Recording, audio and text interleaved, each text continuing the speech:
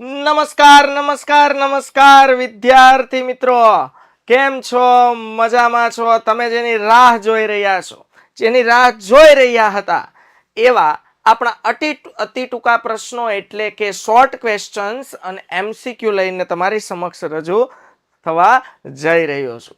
તો વિદ્યાર્થી મિત્રો, આપણને હંમેશા નાના ગુણના જે પ્રશ્નો હોય ને એની આપણે હંમેશા અવગણના કરીએ છીએ, જે ખૂબ ખોટી બાબત છે.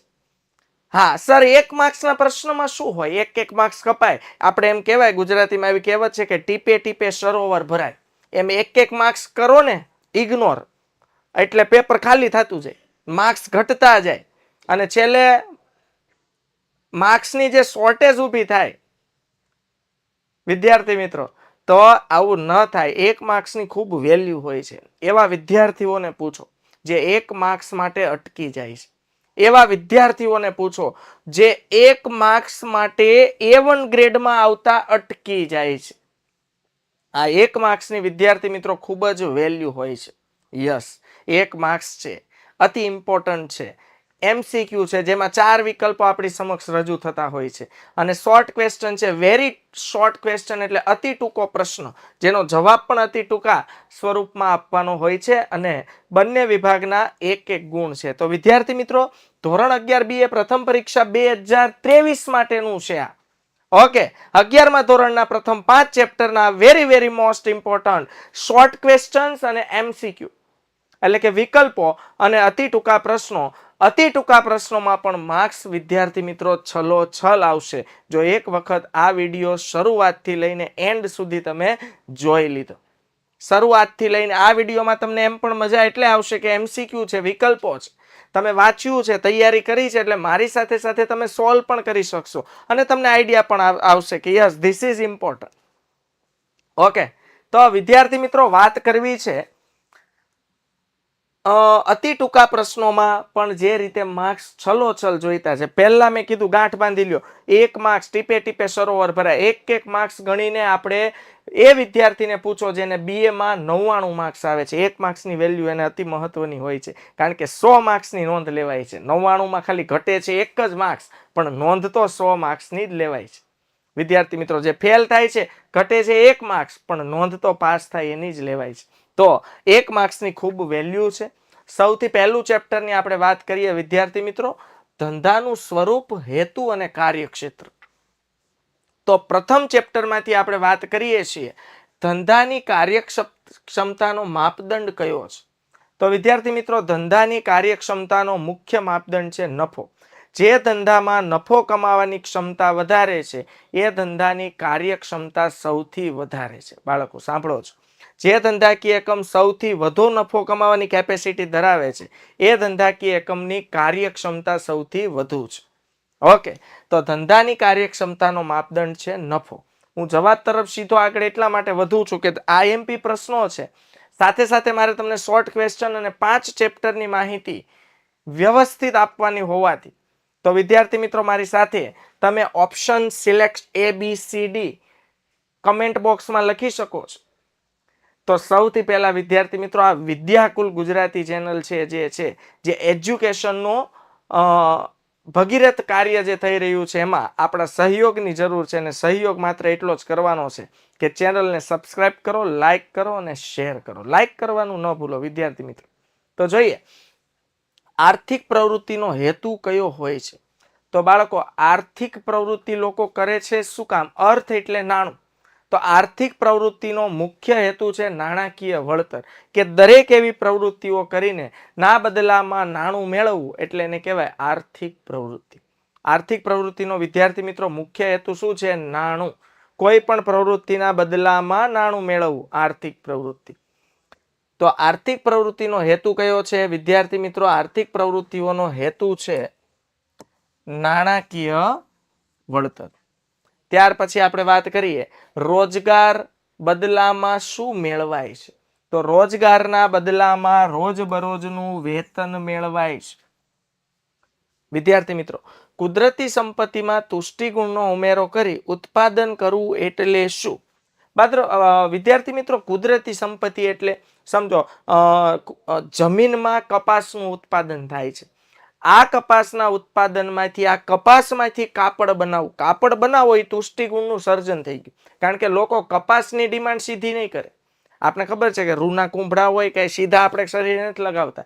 એમાંથી રેશમ બને છે, દોરો બને છે, અને એમાંથી વિદ્યાર્થી મિત્રો શું બનતું હોય છે? કપડું. તો આ જે આખી પ્રક્રિયા છે એ શેમાં થાય છે? ઉદ્યોગ. એટલે ઉદ્યોગ વસ્તુના તુષ્ટિગુણમાં વધારો કરે છે. તો કુદરતી સંપત્તિમાં તુષ્ટિગુણનો ઉમેરો કરી ઉત્પાદન કરવું એટલે ઉદ્યોગ. સરકારી કર્મચારી તેના શ્રમના બદલામાં વેતન મેળવે તે કયા પ્રકારની આર્થિક પ્રવૃત્તિ કહેવાય? તો સરકારી કર્મચારી જે નોકરી કરે છે એના બદલામાં જે વેતન મેળવે છે એને કહેવાય રોજગાર. ઓકે, તો વિદ્યાર્થી મિત્રો આગળ વધીએ. એટલે તમને શોર્ટ ક્વેશ્ચન્સ દેખાય છે, જેને આપણે કહીએ છીએ અતિ ટૂંકા પ્રશ્નો. એમ સમજો કે આટલા પ્રશ્નો તમે કરી દીધા એટલે તમારી 11મા ધોરણની પ્રથમ પરીક્ષાની નૌકા પાર. અને નૌકા પાર પણ કેવી રીતે થશે? એકદમ બેલેન્સ. હા, કોઈ જાતની અડચણ આવવાની નથી. આટલું કરી નાખ્યું એટલે સમજો કે માર્ક્સ છલો છલ. પણ ટર્મ્સ એન્ડ કન્ડિશન, આપણે કોઈ પણ વસ્તુ લેવા જઈએ એટલે અમુક એવી જાહેરાત હોય ને એમાં આમ ટર્મ્સ એન્ડ કન્ડિશન લખેલું હોય. Terms and condition apply. તો ટર્મ્સ એન્ડ કન્ડિશન તમારા માટે એટલી જ છે કે વાંચવું પડે. અહીંયા આપેલા જે પ્રશ્નો છે એ પ્રશ્નો ધ્યાનમાં લઈને એના ઉત્તરો, એના જવાબો વાંચવા પડે. સમજાય છે વિદ્યાર્થી મિત્રો? ઓકે, તો જોઈએ હવે આર્થિક પ્રવૃત્તિ એટલે શું? આપણને ખબર છે કે નાણાંના બદલામાં, વસ્તુના બદલામાં નાણું, કે વસ્તુના બદલામાં નાણું અથવા સેવાના બદલામાં નાણાંનો વિનિમય થાય એને કહેવાય આર્થિક પ્રવૃત્તિ. એવી દરેક પ્રવૃત્તિ જેમાં નાણું વિનિમયના માધ્યમ તરીકે હોય. તો વિદ્યાર્થી મિત્રો આ ક્વેશ્ચન બેંક છે, સિલેક્ટ કરી લેજો, સ્ક્રીનશોટ લઈ લેજો. વેરી મોસ્ટ ઇમ્પોર્ટન્ટ પ્રશ્નો છે.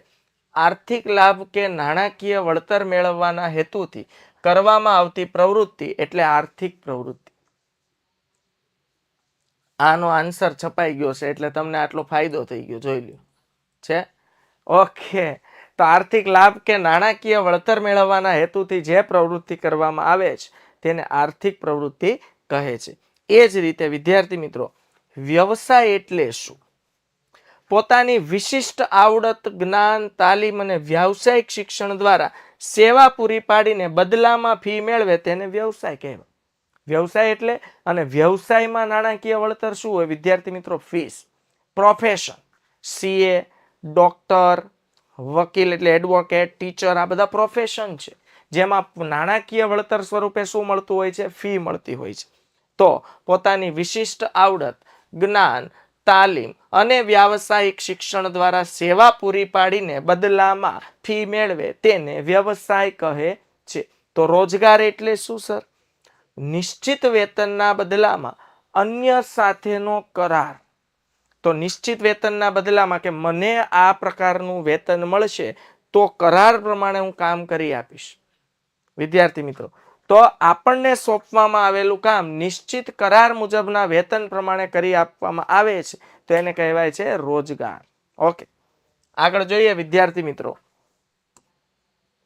વેપાર એટલે શું? તો નફાના હેતુથી બે વ્યક્તિઓ વચ્ચે વસ્તુ કે સેવાના બદલામાં વસ્તુ કે સેવાનો અથવા નાણાંના બદલામાં વસ્તુ કે સેવાનો વિનિમય એટલે વેપાર. વેપાર એટલે ખબર છે આપણને એક પ્રકારનો ખરીદ વેચાણનો વ્યવહાર. એટલે શબ્દ લખ્યું છે. પહેલા તો હેતુ શું હોવો જોઈએ? નફાનો. નફાના હેતુની સાથે સાથે ઓછામાં ઓછા કેટલા વ્યક્તિ હોવા જોઈએ? બે. એક વ્યક્તિ ખરીદનાર છે તો અન્ય બીજો વ્યક્તિ વેચનાર છે. તો નફાના હેતુથી વ્યક્તિઓ વચ્ચે વસ્તુ કે સેવાના બદલામાં વસ્તુ, વિદ્યાર્થી મિત્રો, અથવા નાણાંના બદલામાં વસ્તુ કે સેવાનો વિનિમય એટલે એને કહેવાય વેપાર. ઇન શોર્ટ, કોઈ એક જગ્યાએથી શું ટ્રાન્સફર થશે? નાણું. વસ્તુ કે સેવાના બદલામાં નાણું આપો, ઠીક છે, અથવા નાણાંના બદલામાં વસ્તુ કે સેવા મેળવો, ઠીક છે. આ છે વેપાર. સમજો, તમારે કોઈ વસ્તુ ખરીદવી છે તો ના બદલામાં નાણું આપવું પડે. અથવા કોઈ વસ્તુ વેચવી છે તો ના બદલામાં નાણું લેવું પડે, વેપાર. તેના પછી છે વિદ્યાર્થી મિત્રો પ્રાથમિક ઉદ્યોગ કોની સાથે સંકળાયેલા છે? તો પ્રાથમિક ઉદ્યોગ સમુદ્ર, જમીન અને હવા સાથે સંકળાયેલા છે. વિદ્યાર્થી મિત્રો સાંભળજો, પ્રાથમિક ઉદ્યોગ જમીન, સમુદ્ર અને હવા સાથે પ્રાઇમરી ઉદ્યોગ કહેવાય. પ્રાથમિક ઉદ્યોગ અને ગૌણ ઉદ્યોગને કયો ઉદ્યોગ મદદગાર બને છે? તો પ્રાથમિક ઉદ્યોગ અને ગૌણ ઉદ્યોગને આનુષંગિક ઉદ્યોગ મદદગાર બને છે. યાદ રાખજો વિદ્યાર્થી મિત્રો, આ અતિ ઇમ્પોર્ટન્ટ શોર્ટ ક્વેશ્ચન્સ છે કે પ્રાથમિક ઉદ્યોગ અને ગૌણ ઉદ્યોગને કયો ઉદ્યોગ હેલ્પફુલ બને છે, કયો ઉદ્યોગ મદદગાર બને છે? તો એ છે આનુષંગિક ઉદ્યોગ. ચાલો નંબર 2, ચેપ્ટર નંબર 2 ધંધાકીય સેવાઓ નંબર 1. તો જોઈએ એના MCQ.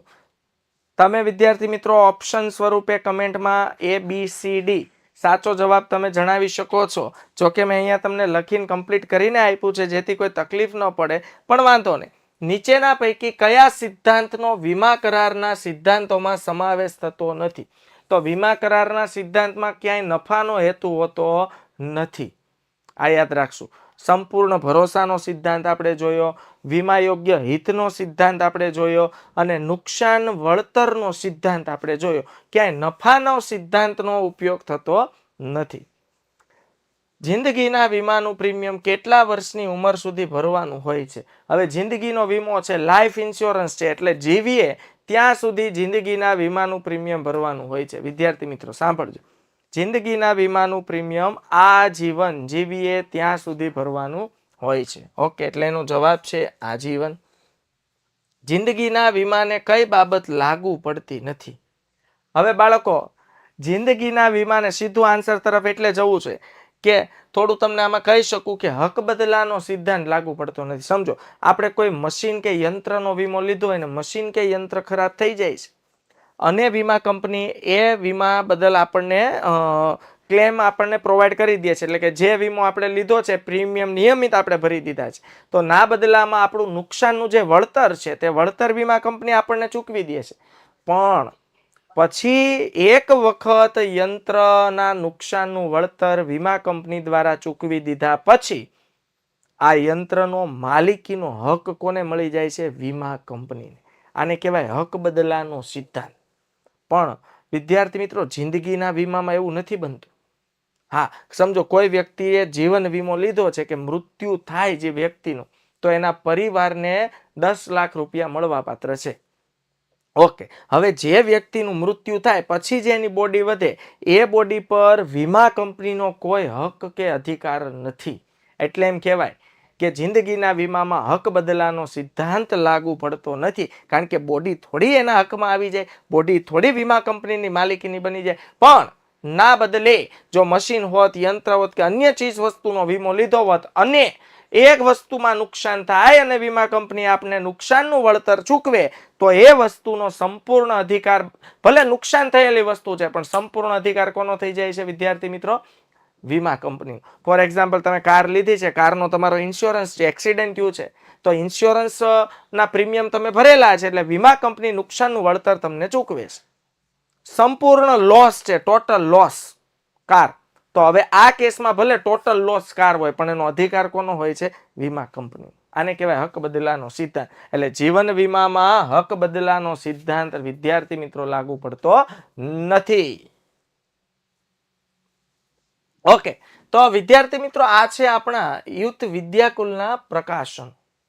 યસ, તમે જુઓ, આપણે આ જે તમને હું 4 વસ્તુ બતાવું છું એ છે પેપર સેટ. વિદ્યાર્થી મિત્રો આ પેપર સેટ આજે ને આજે વસાવો. આવતી બોર્ડની 2024ની પરીક્ષામાં ધોરણ 10 સ્ટાન્ડર્ડ ગણિત હોય, ધોરણ 10 બેઝિક ગણિત હોય, પછી ધોરણ 12 કોમર્સના અકાઉન્ટ સ્ટેટ ઇકોબી એસપીના કોમર્સના તમામ વિષયો હોય કે આર્ટ્સના તમામ વિષયો હોય. બાળકો, આર્ટ્સ સિવાયના દરેક પેપર સેટમાં દરેક વિષયના 10 પેપર છે. ભલે આપણે 11મું ભણતા હોય પણ આપણા મિત્ર, ભાઈબંધ, દોસ્તાર, મિત્ર સર્કલમાં આપણે જાણ કરીએ તો આ જે પેપર સેટ છે એનો લાભ એને મળી શકે, કારણ કે આ ખૂબ કાળજીપૂર્વક અને ખૂબ મહેનત કરીને બનાવેલા પેપર સેટ છે, જે વિદ્યાર્થીઓને બોર્ડની પરીક્ષામાં અચૂક 100% ફાયદો અપાવે છે. વિદ્યાર્થી મિત્રો, આર્ટ્સના કેટલા પેપર છે? 5 પેપર છે. એ ઉપરાંત આપણા યુથ વિદ્યાકુલના પ્રકાશનો છે, જેમ કે આ ટીચર્સ રિકમેન્ડેડ પ્રકાશનો છે. વિદ્યાર્થી મિત્રો, એટલે શિક્ષકો પણ રિકમેન્ડ કરે છે કે આ પ્રકાશનોનો યુઝ કરવો જોઈએ. જેમ કે ગણિત શિક્ષક હોય, વિજ્ઞાન હોય, સામાજિક વિજ્ઞાન, ઇંગ્લિશ ટેક્સ્ટ બુક છે, ઇંગ્લિશ ગ્રામર છે, ગુજરાતી છે, આ દરેકની બાળકો આખો ફૂલ સેટ મંગાવો ને તો કિંમત થાય છે 1650, 1650 રૂપિયા, પણ ડિસ્કાઉન્ટ સાથે તમને 1400 એટલે કે 1400 રૂપિયામાં મળવા પાત્ર છે. અને આમાં વિદ્યાર્થી મિત્રો, પ્રથમ 500 વિદ્યાર્થીઓ માટે યુથ 500 કૂપન કોડ સાથે તમે હોમ ડિલિવરી પણ ફ્રી મેળવી શકો છો. સમજાય છે વિદ્યાર્થી મિત્રો? ઓકે, તો હા, આપણે ટૂંક સમયમાં વિભાગ ડી ના પણ આઈએમપી લઈને આવવાના છીએ. વિદ્યાર્થી મિત્રો, બી રેડી રહેજો. પણ આ જેટલા વિડીયોઝ છે, આ જેટલા આઈએમપીસ છે, એની તૈયારી ખાસ કરજો, કારણ કે કેટલીક વખત અહીંથી મળી તો આપણને ગયું છે, પણ આપણે તૈયારી નથી કરતા, તો આપણી પાસે હોવા છતાં આપણા માર્ક્સ આવતા નથી. આપણી પાસે મટીરિયલ છે, આઈએમપી છે, છતાં આપણે તૈયારી નથી કરતા. ઇટ્સ અવર મિસ્ટેક, અને આપણે માર્ક્સ મેળવી શકતા નથી. ઓકે, તો જોઈએ વિદ્યાર્થી મિત્રો, આગળ વાત કરીએ. જે વખારો, ફટાકડા, ઝેરી રસાયણો, રાંધણ ગેસ, પેટ્રોલ, આ બધી વસ્તુ વિદ્યાર્થી મિત્રો જુઓ એક્સપ્લોઝિવ વસ્તુ છે.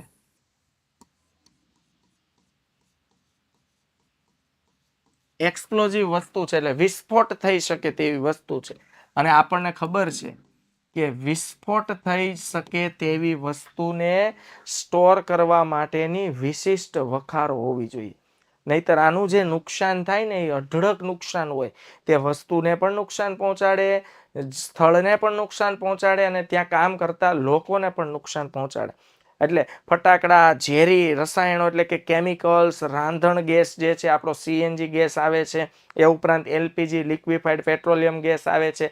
આ દરેકની જાળવણી માટે વિશિષ્ટ પ્રકારના વખારો હોય છે. ઓકે, પોસ્ટ ઓફિસ દ્વારા શરૂ કરવામાં આવેલ આધુનિક આઈએમઓ સેવા એટલે શું? વિદ્યાર્થી મિત્રો, આઈએમઓ એટલે ઇન્સ્ટન્ટ મની ઓર્ડર. ઇન્સ્ટન્ટ એટલે ફટાફટ, તાત્કાલિક. IMO instant money order. उसके बाद વર્ષ 2015 ખાનગી વીમા કંપનીઓમાં કેટલા ટકા વિદેશી સીધું મૂડીરોકાણ થઈ શકે તેમ છે? વિદ્યાર્થી મિત્રો, એફડીઆઈ ફોરેન ડાયરેક્ટ ઇન્વેસ્ટમેન્ટ કે વિદેશી દેશો, બાળકો વિદેશના આ જે દેશો છે તે આપણા ભારતની વીમા કંપનીમાં કેટલા ટકાનું ઇન્વેસ્ટમેન્ટ કરી શકે? તો એ છે વિદ્યાર્થી મિત્રો 49%. યાદ રાખજો, 2015 ખાનગી વીમા કંપનીમાં વિદેશી કંપનીઓ ઇન્વેસ્ટમેન્ટ કરી શકે છે 49%, 49%. ઓકે, તો જોઈએ વિદ્યાર્થી મિત્રો, એના શોર્ટ ક્વેશ્ચનની વાત કરીએ. અતિ ટૂંકા પ્રશ્નો. આગનો વીમો એટલે શું? જીવન વીમો એટલે શું? પ્રીમિયમ એટલે શું? આ બધી આપણને ખબર છે. This is question bank. આટલા આઈએમપી મોઢે કરો, આમાંથી જ પ્રશ્નો આવશે, પણ ટર્મ્સ એન્ડ કન્ડિશન એ છે કે મોઢે કરવા પડશે. યસ, પ્રીમિયમ એટલે આપણને ખબર છે કે આપણે વીમાનો લાભ લેવો હોય તો પ્રીમિયમ નિયમિત ભરવા પડે. ઓકે, મની ઓર્ડર એટલે શું? આઈઆરડીએ નું પૂરું નામ, full form of આઈઆરડીએ. Multiple unit train એટલે શું? IMP questions. જીવન વીમાના કયા પ્રકાર છે? જે લાઈફ ઇન્સ્યોરન્સ છે એના કેટલા પ્રકાર છે? ટપાલ સેવા કોના કોના દ્વારા મળી શકે? અને માલની હેરફેરના વીમાના પ્રકાર જણાવો. આ છે ચેપ્ટર નંબર 2 ના very most important short question, અતિ ટૂંકા પ્રશ્નો. ચેક ઇટ, નોટ ઇટ વિદ્યાર્થી મિત્રો. ઓકે, ફરીથી કહું છું, એજ્યુકેશનના ભગીરથ પ્રયત્નમાં તમારા ફાળાની ખાસ જરૂર છે. ચેનલને સબસ્ક્રાઇબ કરો, લાઈક કરો અને શેર કરો. ધંધાકીય સેવાઓ ટુ બાળકો એવું લખ્યું છે કે આ ખાતાની રકમ નિશ્ચિત સમય સુધી ઉપાડી શકાતી નથી અને એ છે ફિક્સ ડિપોઝિટ, બાંધી મુદ્દતનું ખાતું. એમાંથી લાંબા ગાળાની નિશ્ચિત મુદ્દત ફિક્સ કરી દેવામાં આવે છે. ઘણા એમ કે સાહેબ ઉપાડી જ ન શકાય, ઉપાડી શકાય છે એમ, પણ એમ કહેવાય કે ફિક્સ ડિપોઝિટ એટલે ઉપાડવાના નહીં. બાકી તમે પછી વટના કટકા થઈને ઉપાડવા જાવ તો ઉપાડી શકાય, એમાં ના નથી. પણ તમને જે વ્યાજ દર મળવું જોઈએ એ વ્યાજ દર મળતું નથી. ઇન શોર્ટ, તમે ફિક્સ ડિપોઝિટ કરો છો અને સમય મર્યાદા પહેલા પૈસા ઉપાડો છો તો નુકસાન અવશ્ય થાય છે. ઓકે, આ પ્રકારના વ્યવહારમાં મધ્યસ્થ બેંક બેચ પ્રમાણે વ્યવહાર કરે છે. મેં ક્લાસમાં બેચ એટલે શું 90% લોકો નથી ખબર હોતી કે એનઈએફટી નો વ્યવહાર બેચ પ્રમાણે થાય છે. આખો લોટ હોય અડધી કલાકના. વિદ્યાર્થી મિત્રો, આ લોટમાં જેટલા વ્યવહાર આવે એનો એક સાથે વ્યવહાર થાય છે. હવે એ સમજવા માટે ખૂબ સમયની જરૂર પડે છે. એના માટે આપણી પાસે વિદ્યાકુલ, વિદ્યાર્થી મિત્રો, વિદ્યાકુલ ઓનલાઈન એજ્યુકેશનનું પ્લેટફોર્મ છે. એક વખત તેમાં તમે જોડાઈ જાઓ એટલે તમને ખબર પડે કે એનઈએફટી બેચ એટલે શું. આપણને એટલી જ ખબર છે એનઈએફટી એટલે નેશનલ ઇલેક્ટ્રોનિક ફંડ ટ્રાન્સફર, એટલે કે ઓનલાઈન ઇન્ટરનેટની મદદથી પૈસા ટ્રાન્સફર કરી શકાય છે. પણ આ પૈસા કઈ રીતે ટ્રાન્સફર થાય છે, એનો બેચ કઈ રીતે બને છે, અને અલગ અલગ બેંક ઇન્ટર ટ્રાન્ઝેક્શન એનઈએફટી નું દર અડધી કલાકે કઈ રીતે કરે છે, તો આ વિદ્યાર્થી મિત્રો વધુ ડિટેલમાં ભણવા માટે ફરીથી તમને જાણ કરું છું કે હમણાં આગળ આવશે એટલે ફરીથી માહિતી આપીશ. વિદ્યાકુલ એપ્લિકેશન આજે ને આજે ડાઉનલોડ કરો અને વિદ્યાકુલમાં એક વખત ઓનલાઈન એજ્યુકેશનના ક્લાસમાં જોડાઓ. તો એનઈએફટી છે, બેચ દ્વારા ટ્રાન્ઝેક્શન થાય છે. એ ઉપરાંત કયા પ્રકારના ખાતાની જમા રકમ ઉપર વ્યાજ આપવામાં આવતું નથી, એવું એક જ પ્રબળ ખાતું છે, ચાલુ ખાતું.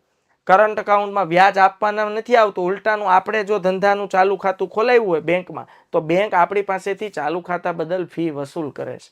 વિદ્યાર્થી મિત્રો, સમજાય છે?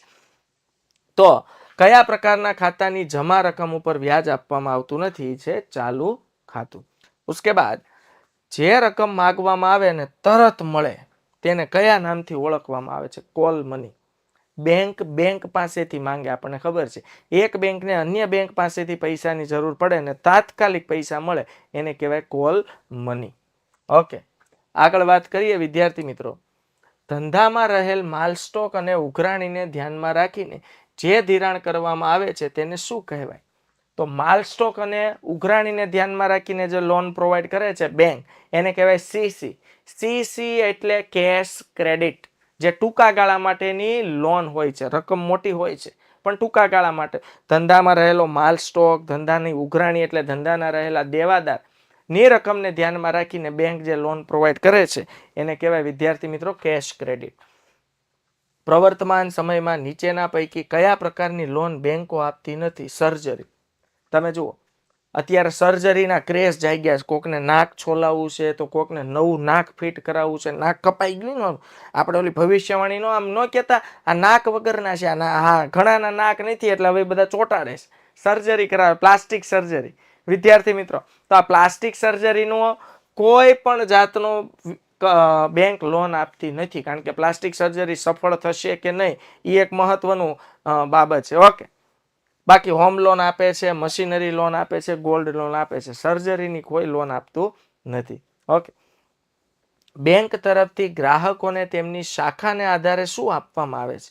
તો બાળકો, બેંકમાં જો આપણી શાખ પ્રતિષ્ઠા, ઇજ્જત, વેલ્યુ અને માન સન્માન સારું હોય, નાણાંની લેવડ દેવડ આપણે જો નિયમિત કરતા હોય, નિયમિત નાણાં ભરીએ છીએ, ઉપાડીએ છીએ અને દરરોજના ટ્રાન્ઝેક્શન, નાણાકીય વ્યવહારો ખૂબ સારી માત્રામાં હોય ત્યારે બેંક આપણને ક્રેડિટ કાર્ડ પ્રોવાઈડ કરે છે.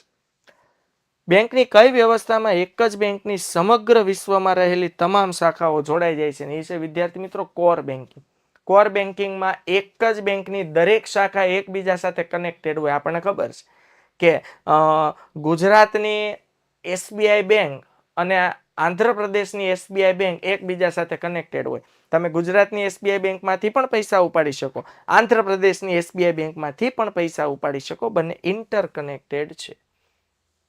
Short questions. ઈ બેન્કિંગ એટલે શું? ઇન્ટરનેટના ઉપયોગથી બેંકના કયા કાર્યો સરળ બન્યા છે? કયા ખાતામાં એક મહિનામાં નાણાં ઉપાડવાની સંખ્યા મર્યાદિત કરવામાં આવે છે? વિદ્યાર્થી મિત્રો, અતિ ટૂંકા પ્રશ્નો છે, નોટ કરી લેજો, સ્ક્રીનશોટ લઈ લેજો. ડિમાન્ડ ડ્રાફ્ટ એટલે શું? ડીડી. ડિમાન્ડ ડ્રાફ્ટ એટલે એનું શોર્ટ ફોર્મ શું છે? ડીડી. બેંકના મુખ્ય કાર્યો જણાવો. એ ઉપરાંત બેંકના મુખ્યત્વે કયા ગ્રાહકો હોય છે અને બેંકની સૌથી મોટી જવાબદારી કઈ છે? ઓકે, તો વિદ્યાર્થી મિત્રો આગળ વધીએ. ઓકે, ચેપ્ટર 4 તરફ આગળ વધીએ પહેલા બાળકો, આપણી જે ચેનલ છે એનું નામ છે વિદ્યાકુલ ગુજરાતી. સૌથી પહેલા મેં ફરી વારે એટલા માટે કહું છું કે આ એજ્યુકેશનનું ભગીરથ કાર્ય છે. આનાથી તમારું તો ખરું જ, પણ તમારી જેવા અનેક વિદ્યાર્થીઓનું કલ્યાણ થવાનું છે. તો આજે જ આ ચેનલને સૌથી પહેલા સબસ્ક્રાઇબ કરી દો. એવું કહેવાય કે આપણે કોઈનું સારું ન કરીએ તો કંઈ નહીં, પણ કોઈનું ખરાબ તો ન જ કરીએ. તો આ તો આપણે ખાલી એક આંગળી માત્રથી ફ્રીમાં સારું કામ કરવાનું છે. આ ચેનલ જેટલી ગ્રોથ કરશે એટલી પ્રબળતા સાથે, એટલી કાર્યક્ષમતા સાથે વિદ્યાર્થી મિત્રો, ગુજરાતના ઘણા બધા એવા વિદ્યાર્થીઓ છે જે સારી સ્કૂલોમાં અભ્યાસ નથી કરી શકતા. એ લોકો આ ચેનલની મદદથી કંઈક શીખી શકશે, પોતાનો અભ્યાસ કરી શકશે અને ભણવામાં આગળ વધી શકશે. એનો શ્રેય તમને પણ મળશે, કારણ કે આ ચેનલને આગળ વધારવામાં તમારો પણ એક હાથ હશે. તો આજે ચેનલને લાઈક કરો, સબસ્ક્રાઇબ કરો અને શેર કરો. વિદ્યાકુલ ગુજરાતી ચેનલ, જ્યાં તમે મેળવી શકો છો ધોરણ 9, 10, 11 અને 12 એજ્યુકેશનને લગતા ગાંધીનગર બોર્ડને લગતા પાઠ્યપુસ્તક આધારિત અલગ ટોપિકના વિડીયોઝ ચેપ્ટર વાઇઝ. ઓકે વિદ્યાર્થી મિત્રો, આગળ વધવું છે. બેંકના એટીએમ માંથી નાણાં ઉપાડવા માટે શું જરૂરી છે? તો બેંકના એટીએમ માંથી નાણાં ઉપાડવા એક તો એટીએમ કાર્ડ જરૂરી છે અને બીજો 4 આંકડાનો પિન નંબર જરૂરી છે. મોબાઈલ બેન્કિંગ એટલે શું? મોબાઈલ દ્વારા હવે જોઈ લો, બેંક મોબાઈલમાં આવી ગઈ છે. હાલો, હવે આપણે બેંકમાં નથી જવું પડતું. આપણે બેંકમાં જવું પડતું નથી, બેંક ખુદ મોબાઈલમાં આવી ગઈ છે. રિયલ ટાઈમ ગ્રોસ સેટલમેન્ટ એટલે કે આરટીજીએસ એટલે શું? લોન એટલે શું? વિસ્તૃત નામ આપો. KYC, know your customers.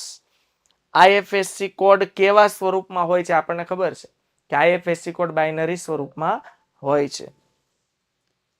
NEFT કોને કહે છે? National electronic fund transfer. Chapter number 4, માહિતી સંચાર, ઈ કોમર્સ અને આઉટસોર્સિંગ. તો વિદ્યાર્થી મિત્રો, અન્ય વ્યક્તિના મનમાં જરૂરી સમજ ઉત્પન્ન કરવા માટેની સમગ્ર પ્રક્રિયાને માહિતી સંચાર કહે છે. એઝ અ હ્યુમન બિંગ તરીકે આપણે અન્ય વ્યક્તિના મનમાં આપણા વિચારો, આપણી વાત, આપણી માહિતી અન્ય વ્યક્તિઓના મનમાં મૂકી દઈએ વિદ્યાર્થી મિત્રો, એને કહેવાય માહિતી સંચાર. અમેરિકાની કંપની ઇન્ટરનેટની મદદથી પોતાનું કામ ભારતમાં કરાવે તો એને શું કહેવાય? આઉટસોર્સિંગ. હવે અત્યારે આઉટસોર્સિંગનો ક્રેઝ વધી ગયો છે, આઈટીનો ક્રેઝ વધી ગયો છે વિદ્યાર્થી મિત્રો. ઇન્ટરનેટના માધ્યમ દ્વારા કમ્પ્યુટરની મદદથી કમ્પ્યુટરના પડદા પર સંદેશો ટાઈપ કરીને તેની આપલે કરવાની પ્રક્રિયાને શું કહેવાય છે? ઈમેલ. કમ્પ્યુટરના પડદા પર જે આપણે પત્ર લખીએ, પહેલા કાગળનો પત્ર લખતા, હવે કમ્પ્યુટર પર લખીને સીધું સેન્ડ કરો એટલે તાત્કાલિકના ધોરણે પહોંચી જાય. ઈમેલ, ઇલેક્ટ્રોનિક મેલ. ઈ કોમર્સના સફળ અમલીકરણ માટે કયા સાધનની જરૂર પડતી નથી? તો એ છે ટેલી પ્રિન્ટર. બાકી ક્રેડિટ કાર્ડની જરૂર પડે વિદ્યાર્થી મિત્રો.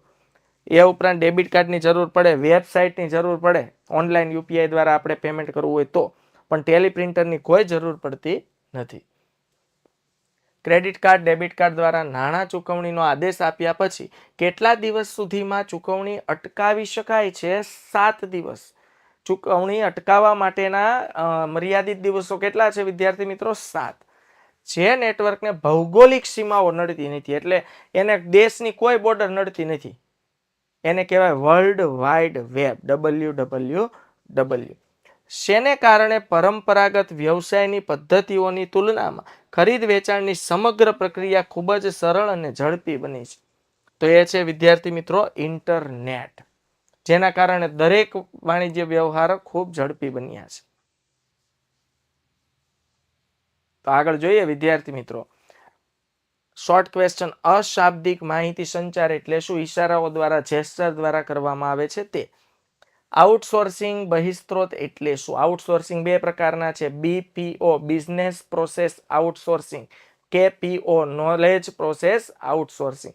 ઈ કોમર્સનું કાર્યક્ષેત્ર જણાવો. ઈ કોમર્સમાં નાણાંની ચૂકવણી શેના વડે થાય છે? તો ખબર છે, ઈ કોમર્સમાં નાણાંની ચૂકવણી credit card, debit card, UPI ID દ્વારા અલગ અલગ માધ્યમથી થાય છે. ઇન્ટરનેટ એટલે શું? ઈ કોમર્સના સફળ અમલીકરણ માટે કયા સાધનોની જરૂર પડે છે? ઓકે, તો આ રહ્યા વિદ્યાર્થી મિત્રો ચેપ્ટર 4 ના શોર્ટ ક્વેશ્ચન. ઓનલાઈન વ્યવહારના જોખમોના નામ આપો. એ ઉપરાંત ઓનલાઈન ખરીદીમાં નાણાંની ચૂકવણીની વિવિધ રીતો જણાવો. કયા દેશોને બીપીઓ માટે પ્રથમ પસંદગી મળે છે? આપણને ખબર, ભારત અને ચાઇના, ચીન જેવા દેશો જ્યાં મજૂરો મતલબ લેબર વર્ક વધારે છે, એટલે કે પબ્લિક બહુ વધારે છે, જ્યાં સરળતાથી કામ કરવા માટે પબ્લિક મળી જાય છે. બિઝનેસ પ્રોસેસ આઉટસોર્સિંગ માટે ભારત અને ચાઇના. ચીન. નેટ બેન્કિંગ ટ્રાન્સફર એટલે શું? માહિતી સંચારની વ્યાખ્યા આપો અને કેપીઓ એટલે શું? જો હું તમને જે વાત કરતો હતો એ છે આ વિદ્યાકુલ. આજે સૌથી પહેલા વિદ્યાકુલ વિદ્યાર્થી મિત્રો ડાઉનલોડ કરો તમારા પ્લે સ્ટોરમાં જઈ, ગૂગલ પ્લે સ્ટોર પર જઈને ડાઉનલોડ કરો. આપણે ધોરણ 9, 10, 11 અને 12ની ટોપર બેચ ઓલરેડી કન્ટિન્યુ છે. હા વિદ્યાર્થી મિત્રો, દરેક વિષય સાથેની ટોપર બેચ કન્ટિન્યુ છે. આ બેચની ખાસિયત શું છે? જ્યાં તમને તમારા ભણવાને લગતા જેવી રીતે તમે સ્કૂલમાં ભણો છો એવી જ રીતે તમારો કોઈ પણ ડાઉટ આવે છે, તમે લાઈવ પ્રશ્ન પૂછી શકો છો અને લાઈવ એનો ઉત્તર મેળવી શકો છો. લાઈવ ક્લાસ અટેન્ડ કરી શકો છો. ક્યારેક ક્લાસ અટેન્ડ નથી થતા તો દરેક ક્લાસ રેકોર્ડ થઈ જાય છે. રેકોર્ડ વિડીયો તમે એની ટાઈમ જોઈ શકો છો. આઈએમપી નોટ્સ હોય, પ્રેક્ટિસ મટીરિયલ હોય, ડાઉટ સેશન હોય. અરે વિદ્યાર્થી મિત્રો, ગ્રુપના માધ્યમથી તમે એની ટાઈમ શિક્ષકો સાથે તમારા પ્રોબ્લેમ, ઇસ્યુઝ, ભણતરને લગતા શેર કરી શકો છો અને એ ઇસ્યુનો સમાધાન તાત્કાલિક લાવી શકો છો. ઓકે, ધંધાકીય વ્યવસ્થાના સ્વરૂપો 1, 5મું ચેપ્ટર. 1932ના ભાગીદારીના કાયદામાં ભાગીદારો અંગે નીચેના પૈકી કઈ બાબત માટે જોગવાઈ નથી? તો એ શૈક્ષણિક બાબત માટે કોઈ જોગવાઈ નથી. ભાગીદાર કેટલું ભણેલો હોવો જોઈએ, આવી કોઈ જોગવાઈ નથી. અભણ વ્યક્તિ પણ ભાગીદાર બની શકે. કયા સ્વરૂપમાં માલિક, સ્થાપક અને સંચાલક એક જ હોય છે અને એકમાત્ર સ્વરૂપ છે વિદ્યાર્થી મિત્રો વૈયક્તિક માલિકી. જે પેઢીનું આયુષ્ય ભાગીદારોની ઈચ્છા પર આધારિત હોય, જે ભાગીદાર ઈચ્છે ત્યારે ધંધો બંધ કરી શકે, પેઢી બંધ કરી શકે, એને કહેવાય ઐચ્છિક ભાગીદાર. એટલે એને કહેવાય વિદ્યાર્થી મિત્રો સ્વૈચ્છિક ભાગીદાર. જો પેઢી ફડચામાં જાય એટલે કે દેવાળું ફૂંકાઈ જાય તો માત્ર પુખ્ત વયના સભ્યોને નાદાર કરી શકાય. તે વ્યવસ્થા સ્વરૂપ એટલે HUF, હિન્દુ અનડિવાઇડેડ ફેમિલી. જો ધંધો નાદાર જાહેર થાય તો એનો જે વડીલ કરતા હરતા છે એ બધા છે એ લોકો નાદાર કહેવાય, પણ જે માઇનર છે વિદ્યાર્થી મિત્રો એને નાદાર કરી શકતા નથી. HUF હિન્દુ અવિભક્ત કુટુંબ. ભાગીદારી ખતપત્ર કેવું હોવું હિતાવહ છે? એમ કહેવાય કે ભાગીદારી કરાર લેખિત હોવો એ ઈચ્છનીય અને હિતાવહ છે. બાકી તમે મૌખિક કરાર પર કરી શકો. ભાગીદારી પેઢીની નોંધણી કરાવવી હિતાવહ છે, ફરજિયાત નથી, પણ તમે રજીસ્ટર્ડ કરાવશો ભાગીદારી પેઢી તો આગળ જ્યારે કાયદાકીય પ્રોસેસમાં સપડાઈએ ત્યારે આપણને એનો લાભ મળે છે. ભાગીદારી પેઢીમાં ઓછામાં ઓછા કેટલા? 2 તો હોવા જ જોઈએ. 1 વિકેટ ખડી જાય તો વૈયક્તિક માલિકી બની જાય. ઓછામાં ઓછા 2 ભાગીદાર તો હોવા જ જોઈએ. ભાગીદારીનું લેખિત કરારનામું શું ગણાય? તો ભાગીદારીનું લેખિત કરારનામું ભાગીદારીનું વહીવટી બંધારણ ગણાય. વિદ્યાર્થી મિત્રો યાદ રાખજો, વહીવટી બંધારણ. શોર્ટ ક્વેશ્ચન છે, કર્તા કોને કહે છે? સ્વૈચ્છિક ઐચ્છિક ભાગીદારી એટલે શું? નફાનો ભાગીદાર કોને કહેવાય? ભાગીદારી કઈ રીતે અસ્તિત્વમાં આવે છે? કરાર દ્વારા અસ્તિત્વમાં આવે છે. ભાગીદારી પેઢીમાં શ્રમ વિભાજનનો લાભ કઈ રીતે મળે છે? કારણ કે એક સે ભલે દો, 2 વ્યક્તિઓ એટલે બંને વચ્ચે કામની વહેંચણી થઈ જાય છે. વૈયક્તિક માલિકી એટલે શું? સંસ્થાપક પણ પોતે, સંચાલક પણ પોતે, વૈયક્તિક માલિકી. HUF સંક્ષિપ્ત રૂપનો મૂળ શબ્દ શું છે? હિન્દુ અનડિવાઇડેડ ફેમિલી, હિન્દુ અવિભક્ત કુટુંબ. ભાગીદારીમાં આવકવેરાનો ઓછો બોજ કેમ હોય છે? કારણ કે જેટલો આવકવેરો આવે છે ભાગીદારો વચ્ચે સ્પ્રેડ થઈ જાય છે, શેર થઈ જાય છે, વહેંચાઈ જાય છે. એટલે કોઈ એક વ્યક્તિ ઉપર આવકવેરાનો બોજ આવી પડતો નથી. જેટલો આવકવેરો ધંધાનો હોય, 3 ભાગીદાર હોય અને 30,000 રૂપિયા આવકવેરો હોય તો ત્રણેય વચ્ચે 10,000 વહેંચાઈ જાય છે. ભાગીદારીમાં કેમ રહસ્યની અસરકારક જાળવણી શક્ય નથી? હવે ભાગીદારીમાં એક છે ભલે દો, એટલે 2 કે 3 કે વધુ વ્યક્તિઓ કામ કરતા હોય ત્યારે સ્વાભાવિક છે કે રહસ્યને ગુપ્ત રાખવા ખૂબ જ અઘરા પડે છે. ઓકે, તો વિદ્યાર્થી મિત્રો, આ લેક્ચરને ખાસ અને ખાસ સૌથી પહેલા ચેનલ વિદ્યાકુલ ગુજરાતી ચેનલને સબસ્ક્રાઇબ કરો, લાઈક કરો અને શેર કરો. મેં કીધું એમ એજ્યુકેશનનું ભગીરથ કાર્ય છે, કોઈને ને કોઈને આખા ગુજરાતમાં ફાયદો થશે તો એ ફાયદામાં તમારે ખાલી એકમાત્ર ભાગીદારી આપવાની છે, ચેનલને સબસ્ક્રાઇબ કરવાની છે. ત્યાં સુધી વિદ્યાર્થી મિત્રો આપણે ફરીથી મળશું. આવજો, bye bye, take care, C you, જય હિન્દ, ભારત માતા કી જય.